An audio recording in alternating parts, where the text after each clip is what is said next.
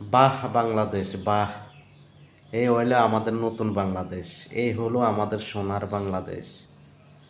এই লোকটায় বিনা পরিশ্রমের বিনা টাকায় ২,০০০ মানুষের চিকিৎসা দান করছে।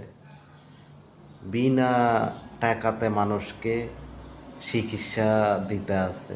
সেই মানুষটার কাছে যায় চাঁদা দাবি করে।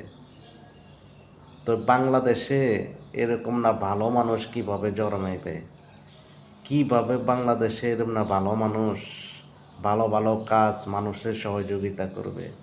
এদের মতো চাঁদাবাজের কারণে।